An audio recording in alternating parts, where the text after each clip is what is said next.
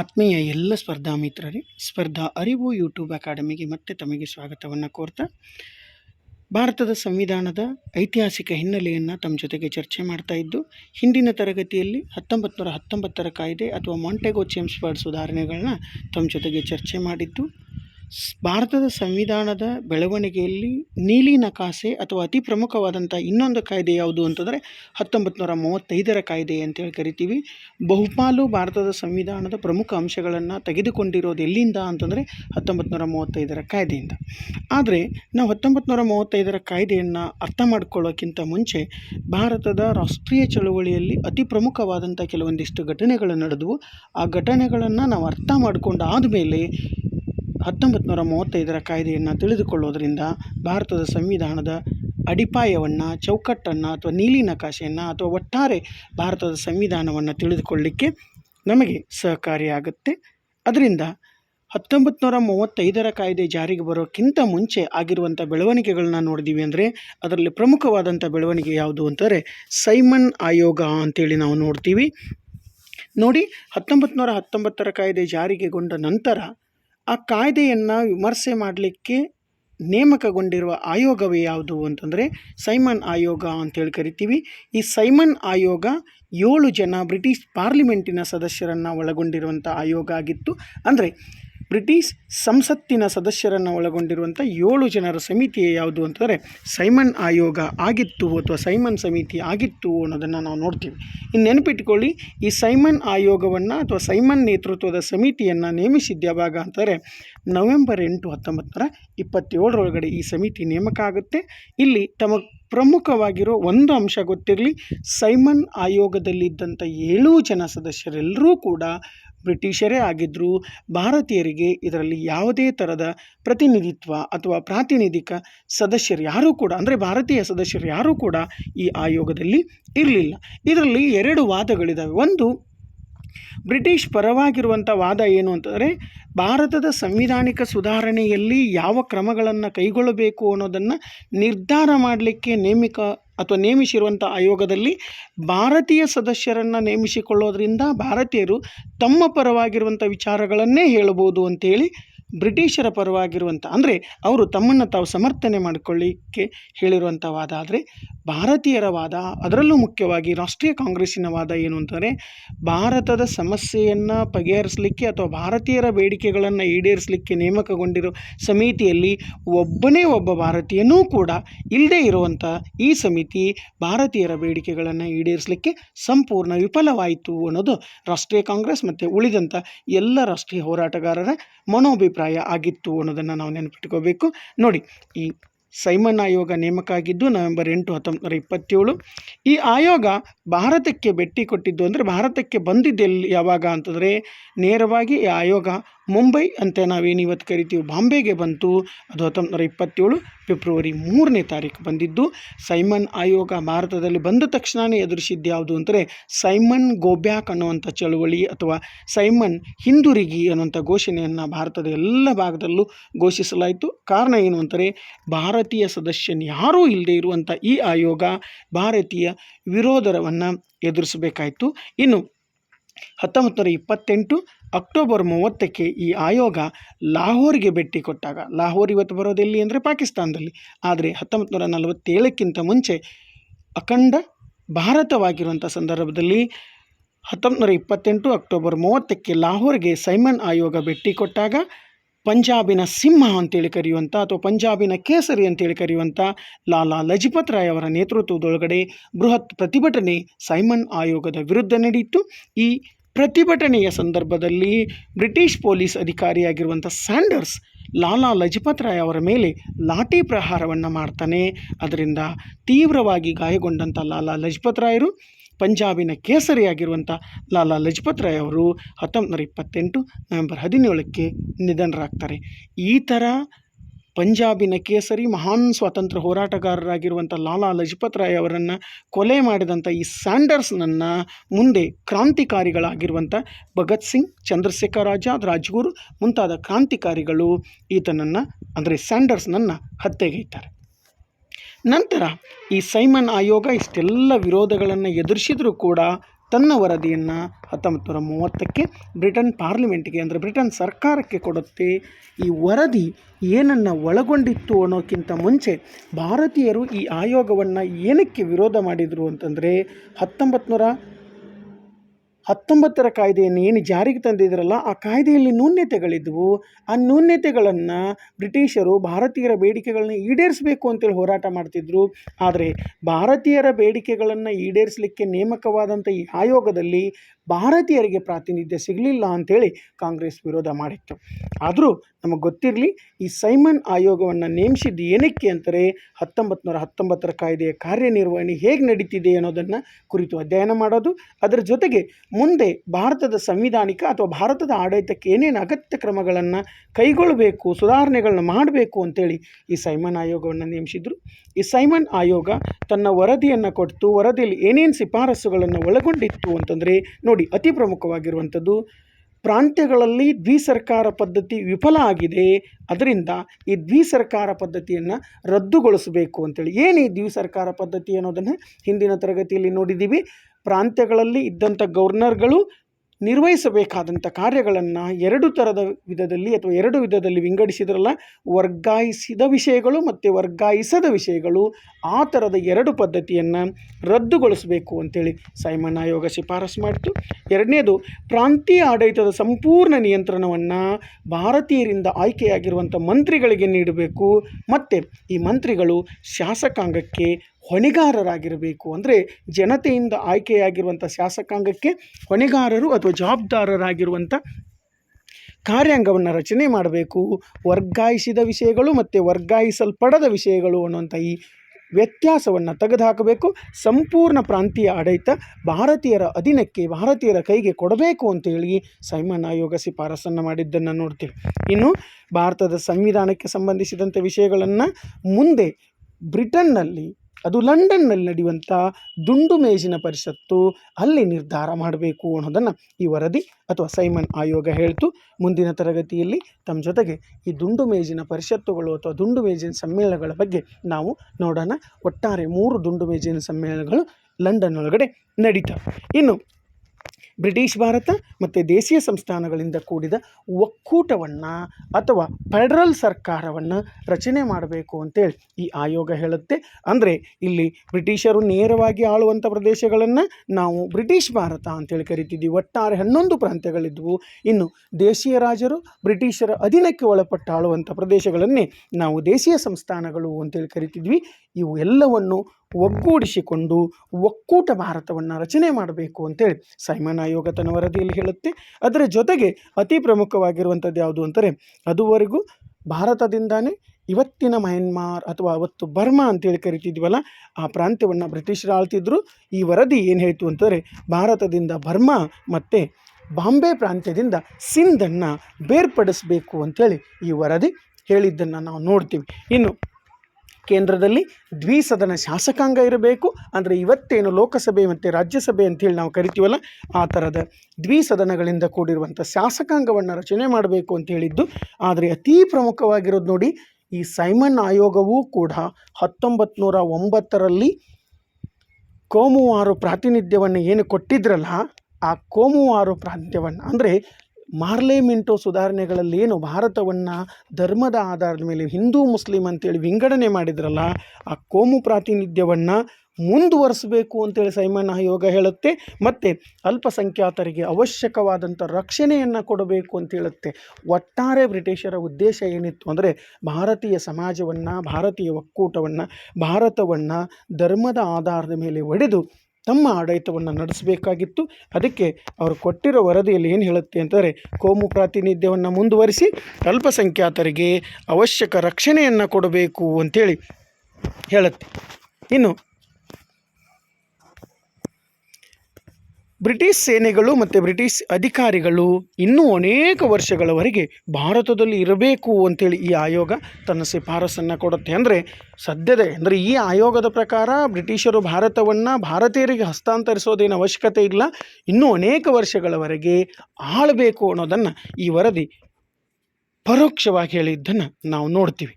ಇನ್ನು 10 ವರ್ಷಗಳ ನಂತರ ಮತ್ತೆ ಅಂದರೆ 1919ರ ಕಾಯ್ದೆ ಏನು ಹೇಳಿತ್ತಲ್ಲ, ಅದೇ ಥರ ಸೈಮನ್ ಆಯೋಗ ಏನು ಹೇಳುತ್ತೆ ಅಂದರೆ, ಮತ್ತೆ 10 ವರ್ಷಗಳ ನಂತರ ಸಂವಿಧಾನಿಕ ಸುಧಾರಣೆಗೆ ಮತ್ತೊಂದು ಆಯೋಗವನ್ನು ನೇಮಿಸಬೇಕು ಅಂತೇಳಿ ಈ ವರದಿ ಹೇಳುತ್ತೆ. ಇನ್ನು ಪ್ರಾಂತ್ಯಗಳಲ್ಲಿ ಗವರ್ನರ್ಗಳು ಅಥವಾ ರಾಜ್ಯಪಾಲರು ಏನಿದ್ರಲ್ಲ ಅವರಿಗೆ ವಿಶೇಷ ಅಧಿಕಾರ ನೀಡಬೇಕು ಅಂಥೇಳಿ ಮತ್ತೆ ಈ ವರದಿ ಹೇಳುತ್ತೆ. ಅಂದರೆ ಬ್ರಿಟಿಷರು ಒಟ್ಟಾರೆಯಾಗಿ ಭಾರತೀಯರಿಗೆ ಸಂಪೂರ್ಣ ಅಧಿಕಾರವನ್ನು ಬಿಟ್ಟುಕೊಡಲಿಕ್ಕೆ ತಯಾರಿಲ್ಲ. ಅವರು ಪ್ರಾಂತ್ಯಗಳಲ್ಲಿ ಗವರ್ನರ್ಗಳಿಗೆ ವಿಶೇಷ ಅಧಿಕಾರಗಳನ್ನು ಇಟ್ಟುಕೊಳ್ಳಿಕ್ಕೆ ಪ್ರಯತ್ನಪಟ್ಟರು ಈ ವರದಿ ಪ್ರಕಾರ. ಮತ್ತು ಕೇಂದ್ರ ಸರ್ಕಾರ ಪ್ರಾಂತ್ಯಗಳ ಆಡಳಿತದಲ್ಲಿ ಅನವಶ್ಯಕವಾಗಿ ಮಧ್ಯಪ್ರವೇಶ ಮಾಡಬಾರ್ದು ಅಂತೇಳಿ ಈ ಸೈಮನ್ ಆಯೋಗ ವರದಿಯನ್ನು ಕೊಡುತ್ತೆ. ಆದರೆ ಸೈಮನ್ ಆಯೋಗ ಕೊಟ್ಟಿರುವ ವರದಿಯನ್ನು ಎಲ್ಲರೂ ಬಹಿಷ್ಕರಿಸಿದರು. ಅಂದರೆ ಕಾಂಗ್ರೆಸ್ಸೂ ಬಹಿಷ್ಕರಿಸಿತು, ಮುಸ್ಲಿಂ ಲೀಗೂ ಕೂಡ ಬಹಿಷ್ಕರಿಸಿತು. ಕಾರಣ ಮೊದಲಿಗೆ ಹೇಳ್ದಂಗೆ ಭಾರತೀಯರು ಸೈಮನ್ ಆಯೋಗವನ್ನು ಬಹಿಷ್ಕರಿಸಲಿಕ್ಕೆ ಮೊಟ್ಟ ಮೊದಲನೇ ಕಾರಣ ಈ ಆಯೋಗ ಸಂಪೂರ್ಣವಾಗಿ ಬ್ರಿಟಿಷರಿಂದ ಬಿಳಿಯರಿಂದ ಕೂಡಿತ್ತು ಅನ್ನೋದು ಒಂದಾದರೆ, ಈ ಆಯೋಗದ ವರದಿಯನ್ನು ಶಿಫಾರಸುಗಳನ್ನು ಎಲ್ಲರೂ ಅಂದರೆ ಮುಸ್ಲಿಂ ಲೀಗ್, ರಾಷ್ಟ್ರೀಯ ಕಾಂಗ್ರೆಸ್ ಮತ್ತು ಎಲ್ಲ ಸ್ವತಂತ್ರ ಸೇನಾನಿಗಳು ಭಾರತೀಯರು ಬಹಿಷ್ಕಾರ ಮಾಡಿರೋದ್ರ ನಂತರ ಅವತ್ತು ಭಾರತದ ರಾಜ್ಯ ಕಾರ್ಯದರ್ಶಿಯಾಗಿರುವಂಥ ಲಾರ್ಡ್ ಬರ್ಕೆನ್ಹೆಡ್ ಭಾರತೀಯರಿಗೆ ಒಂದು ಸವಾಲನ್ನು ಎಸೀತಾನೆ. ಈ ಥರದ ನಾವು ವರದಿ ಕೊಟ್ಟಿದ್ದನ್ನು ನೀವು ತಿರಸ್ಕಾರ ಮಾಡ್ತೀರಿ. ಭಾರತದಲ್ಲಿ ಅನೇಕ ಪಕ್ಷಗಳಿದ್ದಾವೆ, ಅನೇಕ ಹೋರಾಟಗಾರರಿದ್ದಾರೆ, ಅನೇಕ ಗುಂಪುಗಳಿದ್ದಾವೆ. ಅದರಿಂದ ಎಲ್ಲ ಪಕ್ಷಗಳು ಸರ್ವ ಪಕ್ಷಗಳು ಒಪ್ಪುವಂಥ ಒಂದು ಸಂವಿಧಾನವನ್ನು ನೀವೇ ರಚನೆ ಮಾಡಿ ತೋರಿಸಿ ಅನ್ನುವಂಥ ಸವಾಲನ್ನು ಭಾರತೀಯರ ಮುಂದೆ ಇಡ್ತಾನೆ. ಯಾರು ಅಂತಂದರೆ ಅವತ್ತಿನ ಭಾರತದ ರಾಜ್ಯ ಕಾರ್ಯದರ್ಶಿಯಾಗಿರುವಂಥ ಲಾರ್ಡ್ ಬರ್ಕೆನ್ಹೆಡ್. ನೆನ್ಪಿಟ್ಕೊಳ್ಳಿ ಪರೀಕ್ಷಾ ದೃಷ್ಟಿಯಿಂದ. ಅದಕ್ಕೆ ಎಲ್ಲ ಪಕ್ಷಗಳು ಒಪ್ಪುವಂಥ ಒಂದು ಸಂವಿಧಾನವನ್ನು ರಚಿಸುವ ಸವಾಲು ಭಾರತೀಯರ ಮುಂದೆ ಬಂದಾಗ ಅವತ್ತು ಮೋತಿಲಾಲ್ ನೆಹರು ಅವರ ವರದಿಯನ್ನು ಅಥವಾ ಮೋತಿಲಾಲ್ ನೆಹರು ಅವರ ನೇತೃತ್ವದೊಳಗಡೆ ಒಂದು ಸಮಿತಿ ರಚನೆ ಆಗುತ್ತೆ. ಆ ಸಮಿತಿ ಕೊಟ್ಟಂಥ ವರದಿಯನ್ನೇ ನಾವೇನಂತ ಕರಿತೀವಿ ಅಂತಾರೆ ಮೋತಿಲಾಲ್ ನೆಹರು ವರದಿ 1928 ಅಂತೇಳಿ ಕರಿತೀವಿ. ನೋಡಿ, ಈ ಸಮಿತಿಯನ್ನು ಏನಕ್ಕೆ ನೇಮಿಸಿದ್ರು ಅಂದರೆ ಬ್ರಿಟಿಷರಲ್ಲಿ ಒಂದು ಅಹಮಿತ್ತು. ಯಾವ ಅಹಮು ಅಂತಂದರೆ ಸೈಮನ್ ಆಯೋಗದ ವರದಿಯನ್ನು ತಿರಸ್ಕಾರ ಮಾಡಿದ ತಕ್ಷಣ ಸೈಮನ್ ಆಯೋಗವನ್ನು ನೇಮಿಸುವಾಗಲೇ ಬ್ರಿಟಿಷರಿಗೆ ಒಂದು ಅಹಂ ಏನು ಅಂತಾರೆ, ಭಾರತದ ರಾಜಕೀಯ ಭವಿಷ್ಯವನ್ನು ನಿರ್ಧಾರ ಮಾಡೋ ಶಕ್ತಿ ಅಥವಾ ಅಧಿಕಾರ ಇರೋದು ಏಕೈಕವಾಗಿರುವಂಥ ನಮಗೆ, ಅಂದರೆ ಬ್ರಿಟಿಷರಿಗೆ ಮಾತ್ರ ಭಾರತದ ರಾಜಕೀಯ ಭವಿಷ್ಯವನ್ನು ನಿರ್ಧಾರ ಮಾಡುವಂಥ ಅಧಿಕಾರ ಇದೆ ಅನ್ನುವಂಥ ಈ ಅಹಮಿತ್ತಲ್ಲ, ಇದು ಬ್ರಿಟಿಷರಿಗೆ ಎಂಥ ಅಧಿಕಾರವನ್ನು ಅಥವಾ ಎಂಥ ಮನೋಭಾವನೆಯನ್ನು ಬಿತ್ತಿತ್ತು ಅಂದರೆ ಭಾರತೀಯರಲ್ಲಿ ಒಗ್ಗಟ್ಟೇ ಇಲ್ಲ. ಭಾರತೀಯರು ಯಾವುದೇ ಕಾರಣಕ್ಕೂ ತಮಗೆ ಬೇಕಾಗಿರುವಂಥ ಒಂದು ಸಂವಿಧಾನವನ್ನು ರಚನೆ ಮಾಡಿಕೊಳ್ಳಿಕ್ಕೆ ಸಾಧ್ಯ ಇಲ್ಲ ಅನ್ನುವಂಥ ಅಹಮಿಕೆ ಇತ್ತು. ಯಾವಾಗ ಸೈಮನ್ ಕಮಿಷನ್ ಎಲ್ಲ ಪಕ್ಷಗಳು ತಿರಸ್ಕಾರ ಮಾಡಿದವಲ್ಲ, ಆವಾಗ ಅವತ್ತಿನ ರಾಜ್ಯ ಕಾರ್ಯದರ್ಶಿಯಾಗಿರುವಂಥ ಬರ್ಕೆನ್ಹೆಡ್ ಭಾರತೀಯರಿಗೆ ಸವಾಲನ್ನು ಎಸೆದ. ಏನು ಅಂತಂದರೆ, ಹೀಗಾದರೆ ನಿಮಗೆ ಬೇಕಾಗಿರುವಂಥ ಒಂದು ಸಂವಿಧಾನವನ್ನು ಎಲ್ಲ ಪಕ್ಷಗಳು ಒಪ್ಪಿಕೊಳ್ಳುವ ಒಂದು ಸಂವಿಧಾನವನ್ನು ನೀವೇ ರಚನೆ ಮಾಡಿ ತೋರಿಸಿ ಅಂತೇಳಿ ಭಾರತದ ರಾಷ್ಟ್ರೀಯ ಕಾಂಗ್ರೆಸ್ಸಿನ ಮುಂದೆ ಸವಾಲನ್ನು ಎಸೀತಾನೆ. ಆ ಸವಾಲಿಗೆ ಪ್ರತಿಕಾರವಾಗಿ ಅವತ್ತು ದೆಹಲಿ ಒಳಗಡೆ ಡಾಕ್ಟರ್ ಅನ್ಸಾರಿಯವರ ಅಧ್ಯಕ್ಷತೆಯಲ್ಲಿ ಸರ್ವಪಕ್ಷಗಳ ಸಮ್ಮೇಳನ ನಡೆಯುತ್ತೆ. ಆ ಸಮ್ಮೇಳನದೊಳಗಡೆ ಮುಂದೆ ಭಾರತದ ಸಂವಿಧಾನಕ್ಕೆ ಅಥವಾ ಭಾರತದ ಆಡಳಿತಕ್ಕೆ ಬೇಕಾದಂಥ ರೂಪುರೇಷೆಗಳನ್ನು ರಚನೆ ಮಾಡಲಿಕ್ಕೆ ಮೋತಿಲಾಲ್ ನೆಹರು ಅವರ ಅಧ್ಯಕ್ಷತೆಯಲ್ಲಿ ಒಂದು ಸಮಿತಿಯನ್ನು ರಚನೆ ಮಾಡಲಾಗುತ್ತೆ. ಈ ಸಮಿತಿಯೊಳಗಡೆ ಒಟ್ಟಾರೆ 28 ಜನ ಸದಸ್ಯರಿದ್ದರು. ಅದರ ಅಧ್ಯಕ್ಷರು ಯಾರಾಗಿದ್ದರು ಅಂದರೆ ಮೋತಿಲಾಲ್ ನೆಹರು. ಇನ್ನು ಸದಸ್ಯರು ಯಾರಾಗಿದ್ದರು ಅಂದರೆ ಪ್ರಮುಖವಾಗಿ Subhash Chandra Bose ಅವರಿದ್ದರು, Tej Bahadur Sapru ಅವರಿದ್ದರು, NM Joshi, MS ಅಣ್ಣೈ, GR Pradhan, Ali ಇಮಾಮ್, ಹೀಗೆ ಅತೀ ಪ್ರಮುಖವಾಗಿರುವಂಥ 28 ಜನ ಸದಸ್ಯರು. ಅಧ್ಯಕ್ಷರಾಗಿ ಮೋತಿಲಾಲ್ ನೆಹರು, ಇನ್ನು ಕಾರ್ಯದರ್ಶಿಯಾಗಿ ಮೋತಿಲಾಲ್ ನೆಹರು ಅವರ ಮಗನಾಗಿರುವಂಥ ಜವಾಹರ್ಲಾಲ್ ನೆಹರು ಅವರು ಈ ಸಮಿತಿಯ ಕಾರ್ಯದರ್ಶಿಯಾಗಿ ಕೆಲಸ ಮಾಡಿದರು. ಈ ಸಮಿತಿ ತನ್ನ ವರದಿಯನ್ನು ಕೊಟ್ಟು ಈ ವರದಿ ಒಳಗಡೆ ಅಂದರೆ ಮೋತಿಲಾಲ್ ನೆಹರು ಅವರ ವರದಿ ಒಳಗಡೆ ಅತಿ ಪ್ರಮುಖವಾಗಿರುವಂಥ ಅನೇಕ ಶಿಫಾರಸುಗಳಿದ್ದವು. ಅದರಲ್ಲೂ ಪ್ರಮುಖವಾಗಿರುವಂಥದ್ದು ಯಾವುದು ಅಂದರೆ ಭಾರತಕ್ಕೆ ಫೆಡ್ರಲ್ ಮಾದರಿಯ ಸಂವಿಧಾನ ಸೂಕ್ತ ಅಂತ ಹೇಳಿದರು. ಅಂದರೆ ರಾಜ್ಯಗಳ ಒಕ್ಕೂಟವನ್ನು ಒಳಗೊಂಡಿರುವಂಥ ರಾಜ್ಯಗಳನ್ನು ಕೂಡಿಕೊಂಡಿರುವಂಥ ಒಂದು ಸಂವಿಧಾನ ರಚನೆ ಆಗಬೇಕು. ಇನ್ನು ವೈಸ್ರಾಯ್ ಅವರ ನೇಮಕವನ್ನು ಬ್ರಿಟನ್ ಸರ್ಕಾರದಿಂದ ಮಾಡಲಿ, ಆದರೆ ಆತನ ವೇತನ ಭಾರತದ ಖಜಾನೆಯಿಂದ ಕೊಡಬೇಕು ಅಂಥೇಳಿ ಈ ಮೋತಿಲಾಲ್ ನೆಹರು ಅವರ ವರದಿ ಶಿಫಾರಸನ್ನು ಮಾಡಿತು. ಇನ್ನು ವೈಸ್ರಾಯ್ ಅಧ್ಯಕ್ಷತೆಯೊಳಗಡೆ ಪೂರ್ಣ ಪ್ರಾತಿನಿಧಿಕ ಸರ್ಕಾರ ಸ್ಥಾಪನೆ ಆಗಬೇಕು. ಭಾರತೀಯರಿಂದಾನೇ ಆಯ್ಕೆಯಾಗಿರುವಂಥ ಸರ್ಕಾರ ರಚನೆ ಆಗಬೇಕು. ಅದು ಅಂದರೆ ಸರ್ಕಾರದೊಳಗಡೆ ಇರುವಂಥ ಮಂತ್ರಿಗಳು ಯಾವುದಕ್ಕೆ ಜವಾಬ್ದಾರರಾಗಿರಬೇಕು ಅಂದರೆ ಶಾಸಕಾಂಗಕ್ಕೆ ಜವಾಬ್ದಾರರಾಗಿರುವಂಥ ಕಾರ್ಯಾಂಗ ರಚನೆ ಆಗಬೇಕು ಅಂತ ಹೇಳಿದರು. ಈ ಮೂಲಕ ಇವತ್ತು ನಾವು ಅಳವಡಿಸಿಕೊಂಡಿರುವಂಥ ಪ್ರಮುಖ ಸುಧಾರಣೆಗಳಲ್ಲಿ ಕಾರ್ಯಾಂಗ ಶಾಸಕಾಂಗಕ್ಕೆ ಜವಾಬ್ದಾರಿಯಾಗಿರುವಂಥ ಪದ್ಧತಿ ಇದೆಯಲ್ಲ, ಇದನ್ನು ಮೊದಲಿಂದ ಭಾರತೀಯರ ಬೇಡಿಕೆಯಾಗಿತ್ತು. ನೆಹರು ವರದಿ ಒಳಗಡೆ ಇದನ್ನು ಪುನರುಚ್ಚಾರ ಮಾಡಿರೋದನ್ನು ನಾವು ನೋಡ್ತೀವಿ. ಮತ್ತು ಈ ವರದಿ ಹೇಳಿದ್ದೇನು ಅಂತಾರೆ, ಕೇಂದ್ರದಲ್ಲಿ ದ್ವಿಸದನಗಳಿಂದ ಕೂಡಿರುವಂಥ ಶಾಸಕಾಂಗ ಇರಬೇಕು. ಮೇಲ್ಮನೆ ಅವತ್ತು ಅವರು ಹೆಸರಿಸಿದ್ದು, ಇವತ್ತು ನಾವು ರಾಜ್ಯಸಭೆ ಅಂತ ಕರಿತೀವಿ, ಅವತ್ತು ನೆಹರು ವರದಿ ಒಳಗಡೆ ಮೇಲ್ಮನೆ ಸೆನೆಟ್ ಅಂತೇಳಿ ಕರಿಬೇಕು ಅಂತ ಹೇಳಿದರು. ಈ ಸೆನೆಟ್ ಒಳಗಡೆ ಅಥವಾ ಇವತ್ತಿನ ರಾಜ್ಯಸಭೆ ಏನಂತ ಕರಿತೀವಲ್ಲ, ಅಲ್ಲಿ 200 ಸದಸ್ಯರಿರಬೇಕು. ಆ ಸದಸ್ಯರ ಅಧಿಕಾರದ ಅವಧಿ 7 ವರ್ಷಗಳಿರಬೇಕು ಅಂತೇಳಿ ಮೋತಿಲಾಲ್ ನೆಹರು ವರದಿ ಹೇಳಿತ್ತು. ಇವತ್ತು ರಾಜ್ಯಸಭೆ ಇದೆ, ರಾಜ್ಯಸಭೆಯ ಗರಿಷ್ಠ ಸಂಖ್ಯೆ 250 ಇದೆ, ಆದರೆ ಅವಧಿ 6 ವರ್ಷಗಳಿರೋದನ್ನು ನಾವು ನೋಡ್ತೀವಿ. ಇನ್ನು ಇವತ್ತಿನ ಲೋಕಸಭೆ ಥರ ಕೆಳಮನೆಯನ್ನು ಶಿಫಾರಸು ಮಾಡಿತು. ಕೆಳಮನೆಯನ್ನು ಹೆಸರಿಸಿದ್ದೇನು ಅಂದರೆ ಫೆಡರಲ್ ಅಸೆಂಬ್ಲಿ ಇರಬೇಕು, ಅದರಲ್ಲಿ 500 ಜನ ಸದಸ್ಯರು ಜನತೆಯಿಂದ ಚುನಾಯಿತರಾದವರಿರಬೇಕು. ಅವರ ಅವಧಿ ಎಷ್ಟಿರಬೇಕು ಅಂತಾರೆ 5 ವರ್ಷಗಳಿರಬೇಕು ಅಂತೇಳಿ ಈ ಸಮಿತಿ ಶಿಫಾರಸು ಮಾಡುತ್ತೆ.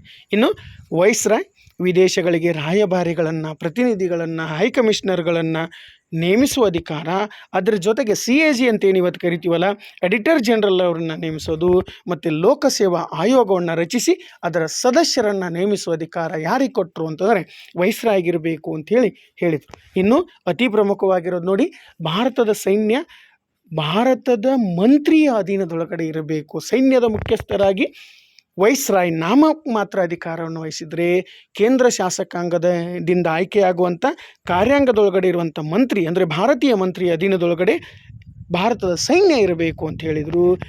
ಭೂಸೇನೆ ಇರಬಹುದು, ನೌಕಾಸೇನೆ ಇರಬಹುದು, ವಾಯುಸೇನೆ ನಾಯಕರುಗಳನ್ನು ನೇಮಿಸುವ ಅಧಿಕಾರ ಯಾರ್ದು ಅಂತಾರೆ ವೈಸ್ರಾಯ್ ಅವ್ರದ್ದು ಅಂಥೇಳಿ ಈ ಸಮಿತಿ ಹೇಳುತ್ತೆ. ಆದರೆ ಪ್ರಮುಖವಾಗಿ ರಕ್ಷಣಾ ಮಂತ್ರಿ ಮಾತ್ರ ಭಾರತೀಯರೇ ಆಗಿರಬೇಕು ಅಂತೇಳಿ ಈ ವರದಿ ಶಿಫಾರಸನ್ನು ಕೊಡುತ್ತೆ. ಇನ್ನು ಸಾರ್ವಜನಿಕ ಸೇವೆಗಳನ್ನು ಕೇಂದ್ರ ಶಾಸನ ಸಭೆಗೆ ವಹಿಸಬೇಕು. ವೈಸ್ರಾಯ್ ಕಡೆಯಿಂದ ಅದನ್ನು ಕೇಂದ್ರ ಮಂತ್ರಿಗಳಿಗೆ ಅಥವಾ ಮಂತ್ರಿ ಮಂಡಲದೊಳಗಡೆ ಅಥವಾ ಕಾರ್ಯಾಂಗಕ್ಕೆ ವಹಿಸಬೇಕು ಅಂತೇಳಿ ಈ ವರದಿ ಶಿಫಾರಸು ಮಾಡುತ್ತೆ. ಅತಿ ಪ್ರಮುಖವಾಗಿರೋದು ಯಾವುದು ಅಂದರೆ ಕೋಮುವಾರು ಪ್ರಾತಿನಿಧ್ಯ ಮುಂದುವರಿಬೇಕು, ಹೆಚ್ಚಿರಬೇಕು ಅಂತೇಳಿ ಸೈಮನ್ ಆಯೋಗ ಹೇಳಿದರೆ, ಮೋತಿಲಾಲ್ ನೆಹರು ಅವರ ವರದಿ ಏನು ಹೇಳುತ್ತೆ ನೋಡಿ, ಕೋಮುವಾರು ಪ್ರಾತಿನಿಧ್ಯ ರದ್ದಾಗಬೇಕು, ಭಾರತ ಜಾತ್ಯತೀತ ರಾಷ್ಟ್ರವಾಗಿರಬೇಕು ಅಂತ ಹೇಳುತ್ತೆ. ಜಾತ್ಯತೀತ ರಾಷ್ಟ್ರ ಅಂತಂದರೆ ತಮಗೆ ಗೊತ್ತಿರುವ ಹಾಗೆ ಯಾವುದೇ ಒಂದು ಧರ್ಮ ದೇಶದ ಧರ್ಮ ಅಲ್ಲ, ಅಥವಾ ಸರ್ಕಾರ ಯಾವುದೇ ಒಂದು ಧರ್ಮ ಹೆಚ್ಚು ಅಥವಾ ಒಂದು ಧರ್ಮ ಕನಿಷ್ಠ ಅಂತ ನೋಡೋದಲ್ಲ. ಸರ್ಕಾರದ ದೃಷ್ಟಿಯಲ್ಲಿ, ಸಂವಿಧಾನದ ದೃಷ್ಟಿಯಲ್ಲಿ ಎಲ್ಲ ಧರ್ಮಗಳು ಒಂದೇ ಇರೋದಿದೆಯಲ್ಲ, ಎಲ್ಲ ಧರ್ಮಗಳನ್ನು ಸಮಾನವಾಗಿ ನೋಡೋದಿದೆಯಲ್ಲ, ಅದನ್ನು ನಾವು ಜಾತ್ಯತೀತ ರಾಷ್ಟ್ರ ಅಂತೇಳಿ ಕರಿತೀವಿ. ಕೋಮುವಾರು ಪ್ರಾತಿನಿಧ್ಯ ಇರಬಾರ್ದು, ಭಾರತ ಜಾತ್ಯತೀತ ರಾಷ್ಟ್ರ ಆಗಬೇಕು ಅಂತೇಳಿ ಮೋತಿಲಾಲ್ ನೆಹರು ಅವರ ವರದಿ ಹೇಳುತ್ತೆ. ಮುಂದುವರೆದು ಕೇಂದ್ರ ಮತ್ತು ರಾಜ್ಯಗಳ ನಡುವೆ ವಿವಾದಗಳು ಉಂಟಾಗೋದು ಸರ್ವೇ ಸಾಮಾನ್ಯ. ಪ್ರತಿಯೊಂದು ಸಂಯುಕ್ತ ವ್ಯವಸ್ಥೆಯೊಳಗಡೆ ಅಥವಾ ಒಕ್ಕೂಟ ವ್ಯವಸ್ಥೆಯಲ್ಲಿ ಕೇಂದ್ರ ಮತ್ತು ರಾಜ್ಯಗಳ ಮಧ್ಯೆ ಉದ್ಭವಿಸುವಂಥ ವಿವಾದಗಳಿದಾವಲ್ಲ, ಇವುಗಳನ್ನು ಬಗೆಹರಿಸಲಿಕ್ಕೆ ಯಾವುದಿರಬೇಕು ಅಂತಾರೆ ಒಂದು ಸುಪ್ರೀಂ ಕೋರ್ಟ್ ಇರಬೇಕು ಅಂತೇಳಿ ಈ ವರದಿ ಶಿಫಾರಸನ್ನು ಕೊಟ್ಟು, ಇವತ್ತಿಗೆ ಭಾರತದಲ್ಲಿರುವಂಥ ರಾಜ್ಯ ಮತ್ತು ಕೇಂದ್ರಗಳ ಮಧ್ಯೆ ಉದ್ಭವಿಸುವ ವಿವಾದಗಳನ್ನು ಸುಪ್ರೀಂ ಕೋರ್ಟ್ ಬಗೆಹರಿಸೋದನ್ನು ನಾವು ನೋಡ್ತೀವಿ. ಇನ್ನು ಪ್ರಾಂತ್ಯಗಳ ಗವರ್ನರ್ಗಳು ಯಾರಿಂದ ಆಯ್ಕೆಯಾಗಬೇಕು ಅಂತಂದರೆ ಚಕ್ರವರ್ತಿಯಿಂದ ಆಯ್ಕೆಯಾಗಬೇಕು ಅಂತೇಳಿ ಈ ವರದಿ ಅಥವಾ ಈ ಆಯೋಗ ಶಿಫಾರಸನ್ನು ಕೊಟ್ಟಿದ್ದನ್ನು ನೋಡ್ತೀವಿ. ಇನ್ನು ಅತಿ ಪ್ರಮುಖವಾಗಿರುವಂಥದ್ದು ವಯಸ್ಕ ಮತದಾನ ಪದ್ಧತಿಯನ್ನು ಜಾರಿಗೆ ತರಬೇಕು ಅಂತ ಹೇಳ್ತು. ಮತ್ತು ನೆನಪಿಡಿ, ಮುಂದೆ ಭಾರತದ ಸಂವಿಧಾನ ರಚನೆಯಾಗಿ ಭಾರತ ಸ್ವತಂತ್ರಗೊಂಡಾದ ಮೇಲೆ 1956ರಲ್ಲಿ ಭಾರತವನ್ನು ಭಾಷಾವಾರು ರಾಜ್ಯಗಳಾಗಿ ನಾವು ವಿಂಗಡಿಸಿದ್ವಿ. ಆದರೆ 1956ಕ್ಕಿಂತ ಮುಂಚೆ ಅಂದರೆ ಸ್ವತಂತ್ರ ಚಳವಳಿ ನಡೆಯುವಾಗಲೇ ಮೋತಿಲಾಲ್ ನೆಹರು ಅವರ ವರದಿಯಲ್ಲೇ ಭಾರತವನ್ನು ಭಾಷಾವಾರು ರಾಜ್ಯಗಳ ಅಂದರೆ ಭಾಷೆಯ ಆಧಾರದ ಮೇಲೆ ರಾಜ್ಯಗಳು ರಚನೆ ಆಗಬೇಕು ಅಂತೇಳಿ ಮೋತಿಲಾಲ್ ವರದಿಯಲ್ಲಿ ಶಿಫಾರಸನ್ನು ಮಾಡಿರೋದನ್ನು ನಾವು ನೋಡ್ತೀವಿ. ಅಂದರೆ ಭಾಷಾವಾರು ರಾಜ್ಯಗಳು ಅಥವಾ ಭಾಷಾವಾರು ಪ್ರಾಂತ್ಯಗಳ ರಚನೆ ಆಗಬೇಕು ಅಂತೇಳಿ ಈ ಆಯೋಗ ತನ್ನ ಶಿಫಾರಸನ್ನು ಕೊಟ್ಟಿತ್ತು. ಇನ್ನು ಮುಂದುವರೆದು ಹೈಕೋರ್ಟ್ಗಳು ಭಾರತ ಸರ್ಕಾರದ ಆಡಳಿತದ ನಿಯಂತ್ರಣಕ್ಕೆ ಬರಬೇಕು. ಅಂದರೆ ಕೇಂದ್ರ ಕಾರ್ಯಾಂಗದ ನಿಯಂತ್ರಣಕ್ಕೆ ಬರಬೇಕು ಅಂತ ಹೇಳಿತು. ಇನ್ನೊಂದು ಅಂಶ ನೆನಪಿಟ್ಕೊಳ್ಳಿ, ಭಾರತೀಯರಿಗೆ 19 ಮೂಲಭೂತ ಹಕ್ಕುಗಳನ್ನು ನೀಡಬೇಕು ಅಂತೇಳಿ ಈ ಆಯೋಗ ಶಿಫಾರಸ್ಸು ಮಾಡುತ್ತೆ. ಇವತ್ತಿಗಿರುವಂಥದ್ದು ಎಷ್ಟು ಅಂತಂದರೆ, ಮೂಲತಃ ಸಂವಿಧಾನ ಜಾರಿಗೆ ಬಂದಾಗ 7 ಮೂಲಭೂತ ಹಕ್ಕುಗಳಿದ್ದವು. ನಂತರ ಒಂದು ಹಕ್ಕನ್ನು ಅಂದರೆ ಆಸ್ತಿ ಹಕ್ಕನ್ನು 1978 ತೆಗೆದುಹಾಕಿ ಅದನ್ನು ಕಾನೂನಾತ್ಮಕ ಹಕ್ಕನ್ನಾಗಿ ಮಾಡಿದ್ದೀವಿ. ಆದರೆ ನಂತರ 6ರಿಂದ 14 ವರ್ಷದ ಮಕ್ಕಳಿಗೆ ಇನ್ನೊಂದು ವಿಶೇಷ ಉಚಿತ ಮತ್ತು ಕಡ್ಡಾಯ ಶಿಕ್ಷಣದ ಹಕ್ಕನ್ನು ಕೊಟ್ಟಿದ್ದೀವಿ. ಸಾಮಾನ್ಯವಾಗಿ ಇವತ್ತು 6 ಮೂಲಭೂತ ಹಕ್ಕುಗಳು ಎಲ್ಲ ಪ್ರಜೆಗಳಿಗೆ ಮತ್ತು 6ರಿಂದ 14 ವರ್ಷದ ಮಕ್ಕಳಿಗೆ ಒಂದು ವಿಶೇಷ ಉಚಿತ ಮತ್ತು ಕಡ್ಡಾಯ ಶಿಕ್ಷಣದ ಹಕ್ಕಿದೆ. ಆದರೆ ಅವತ್ತೇ ಮೋತಿಲಾಲ್ ನೆಹರು ಅವರ ವರದಿ ಏನಂತ ಶಿಫಾರಸು ಮಾಡಿತ್ತು ಅಂದರೆ, ಭಾರತೀಯರಿಗೆ 19 ಮೂಲಭೂತ ಹಕ್ಕುಗಳು ನೀಡಬೇಕು ಅಂತೇಳಿ ಶಿಫಾರಸು ಮಾಡಿತ್ತು.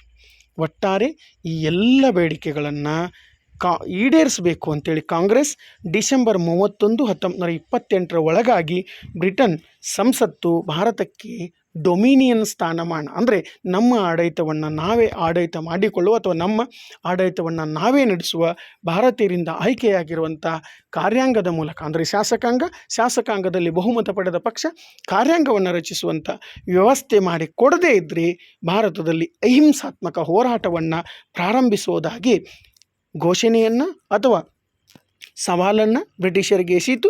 ಆದರೂ ಕೂಡ ಈ ವರದಿ ಎಲ್ಲ ಪಕ್ಷಗಳಿಂದ ಒಪ್ಪಿಗೆ ಆಗಲಿಲ್ಲ. ಮುಖ್ಯವಾಗಿ ಮುಸ್ಲಿಂ ಲೀಗ್ ನೆಹರು ವರದಿಯನ್ನು ತಿರಸ್ಕಾರ ಮಾಡಿತು. ಅದರಲ್ಲೂ ಕೂಡ ಮೊಹಮ್ಮದ್ ಅಲಿ ಜಿನ್ನಾ ತನ್ನ ಹಠಮಾರಿ ಧೋರಣೆಯಿಂದ ಈ ನೆಹರು ವರದಿಯನ್ನು ಖಡಾಖಂಡಿತವಾಗಿ ತಿರಸ್ಕಾರ ಮಾಡಿದ್ದನ್ನು ನಾವು ನೋಡ್ತೀವಿ. ಒಟ್ಟಾರೆ ಈ ವರದಿ ಭಾರತದ ಸಂವಿಧಾನದಲ್ಲಿ ಒಂದು ತನ್ನದೇ ಆದಂಥ ಪ್ರಮುಖ ಪಾತ್ರವನ್ನು ನಿರ್ವಹಿಸಿರೋದನ್ನು ನಾವು ನೋಡ್ತೀವಿ. ಇನ್ನು ನೆಹರು ವರದಿಯನ್ನು ವಿರೋಧಿಸಿದಂಥ ಮೊಹಮ್ಮದ್ ಅಲಿ ಜಿನ್ನಾ ಅವತ್ತೇ ಭಾರತವನ್ನು ಒಡೆಯುವ ವಿಷಬೀಜವನ್ನು ಭಾರತದ ನೆಲದಲ್ಲಿ ಅಂದರೆ ಅಖಂಡತೆಗೆ ಬಿತ್ತಿದ ಅನ್ನೋದನ್ನು ಆತನ 14 ಅಂಶಗಳ ಅಥವಾ 14 ಬೇಡಿಕೆಗಳ ಮೂಲಕ ನಾವು ನೋಡ್ತೀವಿ. ನೋಡಿ, ಮೊಹಮ್ಮದ್ ಅಲಿ ಜಿನ್ನಾನ 14 ಅಂಶಗಳ ಬೇಡಿಕೆ ಏನಾಗಿತ್ತು ಅಂತಂದರೆ, ಈತ ಅಂದರೆ ಒಟ್ಟಾರೆ ಮುಸ್ಲಿಂ ಲೀಗ್ ಮಾರ್ಚ್ 1929 ದೆಹಲಿಯೊಳಗಡೆ ಮುಸ್ಲಿಂ ಲೀಗಿನ ಅಧಿವೇಶನ ನಡೀತು. ಆ ಅಧಿವೇಶನದಲ್ಲಿ ಮೊಹಮ್ಮದ್ ಅಲಿ ಜಿನ್ನಾ ತನ್ನ 14 ಅಂಶಗಳ ಬೇಡಿಕೆಯನ್ನು ಬ್ರಿಟಿಷರ ಮುಂದೆ ಇಡ್ತಾನೆ. ಅವು ಯಾವುದಾಗಿದ್ದು ನೋಡಿ ಅಂತಂದರೆ, ಭವಿಷ್ಯತ್ತಿನ ಸಂವಿಧಾನ ಹೇಗಿರಬೇಕು ಅಂದರೆ ಸಂಯುಕ್ತವಾಗಿರಬೇಕು, ಅಂದರೆ ಸಂಸ್ಥಾನಗಳು ತಮ್ಮದೇ ಆದಂಥ ಅಧಿಕಾರವನ್ನು ಹೊಂದಿರಬೇಕು. ಕೇಂದ್ರ ಸರ್ಕಾರಕ್ಕೆ ಹೇಗೆ ಸಂವಿಧಾನಿಕ ಅಧಿಕಾರಗಳಿದಾವಲ್ಲ, ಹಾಗೆ ಸಂಸ್ಥಾನಗಳಿಗೂ ಕೂಡ ಸಂವಿಧಾನಿಕ ಅಂದರೆ ಸಂವಿಧಾನದಲ್ಲೇ ಅವುಗಳ ಅಧಿಕಾರವನ್ನು ನಿರೂಪಿಸಿರಬೇಕು.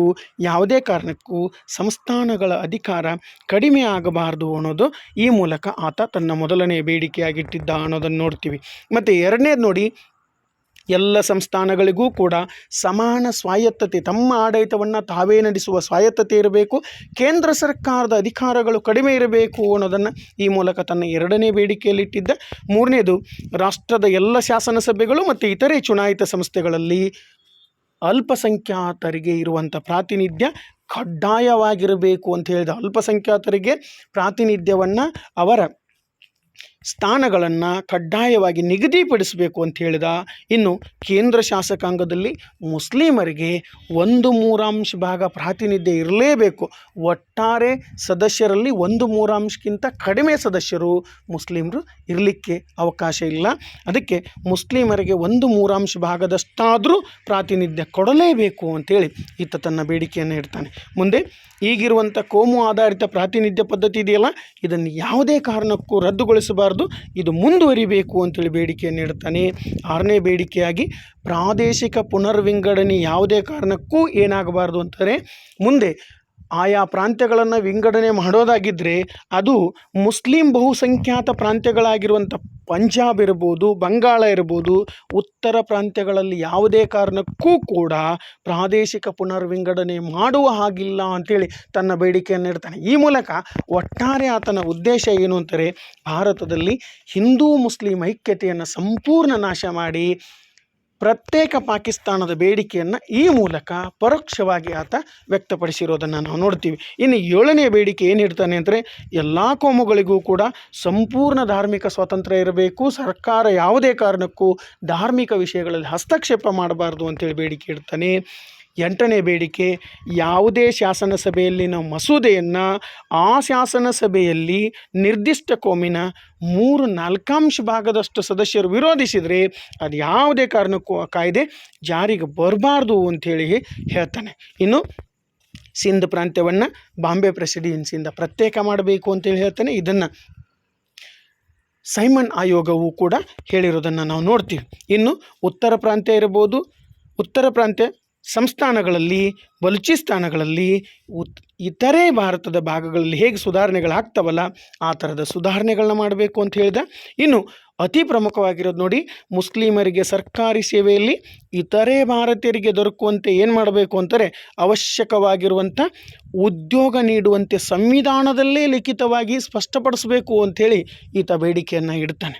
ಇನ್ನು ಕೇಂದ್ರ ಮತ್ತು ಪ್ರಾಂತ್ಯ ಸರ್ಕಾರಗಳ ಕ್ಯಾಬಿನೆಟ್ ಒಳಗಡೆ 1/3 ಭಾಗ ಮುಸ್ಲಿಂ ಸಚಿವರು ಇಲ್ಲದೆ ಸರ್ಕಾರವೇ ರಚನೆ ಆಗುವಂತಿಲ್ಲ. ಅಂದರೆ ಮುಸ್ಲಿಮರಿಗೆ 1/3 ಭಾಗ ಸಪ್ರೇಟ್ ಅಂದರೆ ಪ್ರತ್ಯೇಕವಾಗಿರುವಂಥ ಅವಕಾಶಗಳು ಸಿಗಬೇಕು. ಮಂತ್ರಿಗಳು ಕೂಡ ಮಂತ್ರಿಮಂಡಲ ರಚನೆ ಆಗಬೇಕಾದ್ರೆ 1/3 ಭಾಗದಷ್ಟಾದರೂ ಮುಸ್ಲಿಂ ಸಚಿವರು, ಮುಸ್ಲಿಂ ಮಂತ್ರಿಗಳು ಇರಲೇಬೇಕು ಅಂತೇಳಿ ಬೇಡಿಕೆಯನ್ನು ಇಡ್ತಾನೆ.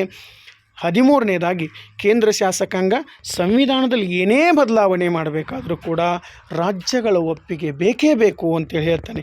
ಆದರೆ ಇಲ್ಲಿ ಆತ ಸ್ಪಷ್ಟಪಡಿಸಿರೋದು ಅಥವಾ ಆತ ತನ್ನ ಬೇಡಿಕೆಯನ್ನು ಇಟ್ಟಿರೋದು ಒಟ್ಟಾರೆ ಸಂವಿಧಾನಿಕ ಬಿಕ್ಕಟ್ಟನ್ನು, ಒಟ್ಟಾರೆ ಭಾರತದ ಸ್ವತಂತ್ರ ಹೋರಾಟದಲ್ಲಿ ಪ್ರತ್ಯೇಕ ಪಾಕಿಸ್ತಾನದ ಬೇಡಿಕೆಯನ್ನು ಮುಂಚೂಣಿಗೆ ತರಲಿಕ್ಕೆ ಈ ಥರ ಹೇಳಿರೋದನ್ನು ನಾವು ನೋಡ್ತೀವಿ. ಕೇಂದ್ರ ಶಾಸಕಾಂಗದಲ್ಲಿ ಸಂವಿಧಾನದಲ್ಲಿ ಏನೇ ಬದಲಾವಣೆ ಮಾಡಬೇಕಾದ್ರೂ ಕೂಡ ರಾಜ್ಯಗಳ ಒಪ್ಪಿಗೆ ಪಡಿಬೇಕು ಅಂತ ಹೇಳ್ತಾನೆ.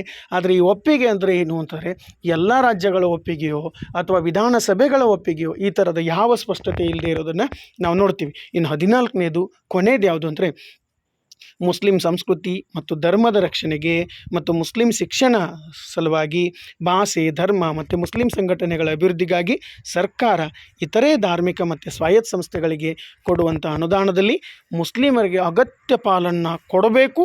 ಅದು ಕೂಡ ಸಂವಿಧಾನದಲ್ಲಿ ನಮೂದಿಸಬೇಕು, ಸಂವಿಧಾನಿಕ ರಕ್ಷಣೆಯನ್ನು ಕೊಡಬೇಕು ಅಂತ ಹೇಳ್ತಾನೆ.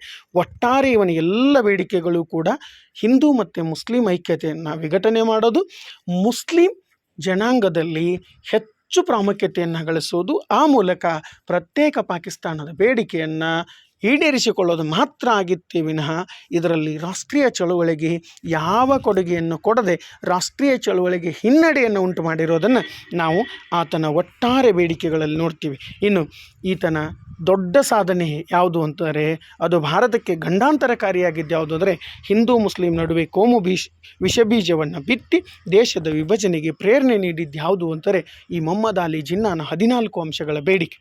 ಇನ್ನು ನೆಹರು ವರದಿ ಡೊಮಿನಿಯನ್ ಸ್ಥಾನಮಾನದ ಮಾದರಿಯಲ್ಲಿ ಭಾರತಕ್ಕೆ ಸ್ವಯಂ ಆಡಳಿತವನ್ನು ನೀಡಬೇಕು ಅಂತೇಳಿ ತನ್ನ ವರದಿಯಲ್ಲಿ ಶಿಫಾರಸು ಮಾಡಿತ್ತು. ಈ ವರದಿಯ ಶಿಫಾರಸನ್ನು ಬ್ರಿಟಿಷ್ ಸರ್ಕಾರ ಒಪ್ಪಿಕೊಳ್ಳಲಿಲ್ಲ. ಅದರಿಂದ 1929 ಲಾಹೋರಿನೊಳಗಡೆ ನಡೆದಂಥ ಕಾಂಗ್ರೆಸ್ ಅಧಿವೇಶನದೊಳಗಡೆ ಅವತ್ತಿನ 1929 ಲಾಹೋರ್ ಕಾಂಗ್ರೆಸ್ ಅಧಿವೇಶನದ ಅಧ್ಯಕ್ಷತೆಯನ್ನು ವಹಿಸಿದ್ಯಾರು ಅಂತಾರೆ ಜವಾಹರ್ಲಾಲ್ ನೆಹರು ಅವರು ಮುಂದೆ ಪೂರ್ಣ ಸ್ವರಾಜ್ ಘೋಷಣೆಯನ್ನು ಕೂಗಿದ್ರು.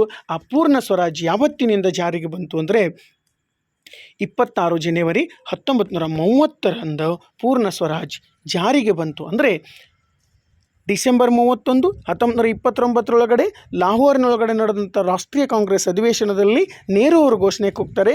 ಮುಂದೆ ಬರುವಂಥ ಜನವರಿ 26, 1930 ಭಾರತ ತಾನು ಪೂರ್ಣ ಸ್ವರಾಜ್ಯಗೊಂಡಿದ್ದೀನಿ ಅಂದರೆ ಸ್ವತಂತ್ರಗೊಂಡಿದ್ದೀನಿ ಅನ್ನೋದನ್ನು ನಾವು ಆಚರಣೆ ಮಾಡ್ತೀವಿ ಅಂಥೇಳಿ ಇದರ ಕಾರಣದಿಂದಾನೇ ಅಥವಾ ಇದರ ಸವಿ ನೆನಪಿಗಾಗಿಯೇ ಭಾರತದ ಸಂವಿಧಾನ ನವೆಂಬರ್ 26, 1949 ರಚನೆಗೊಂಡು ಅಂಗೀಕಾರಗೊಂಡಿದ್ದರೂ ಕೂಡ ಈ ನೆನಪನ್ನು ಅಂದರೆ ಪೂರ್ಣ ಸ್ವರಾಜ್ಯದ ನೆನಪನ್ನು ಚಿರಸ್ಥಾಯಿಯಾಗಿ ಉಳಿಸ್ಕೊಳ್ಳಿಕ್ಕೆ ಭಾರತದ ಸಂವಿಧಾನ ಜಾರಿಗೆ ಬಂದಿದ್ದು ಯಾವುದು ಅಂದರೆ ಜನವರಿ 26, 1950 ಅನ್ನೋದನ್ನು ನಾವು ನೆನಪಿಟ್ಕೋಬೇಕು. ಒಟ್ಟಾರೆ ಈ ದಿನದ ತರಗತಿಯಲ್ಲಿ ನಾವು ಮುಖ್ಯವಾಗಿ ನೋಡಿದ್ದು ಯಾವುದು ಅಂದರೆ ಸೈಮನ್ ಆಯೋಗ, ಮೋತಿಲಾಲ್ ನೆಹರು ಅವರ ವರದಿ ಮತ್ತು ಮೊಹಮ್ಮದ್ ಅಲಿ ಜಿನ್ನಾನ 14 ಅಂಶಗಳ ಬೇಡಿಕೆಯನ್ನು ನೋಡ್ಕೊಂಡಿದ್ದೀವಿ.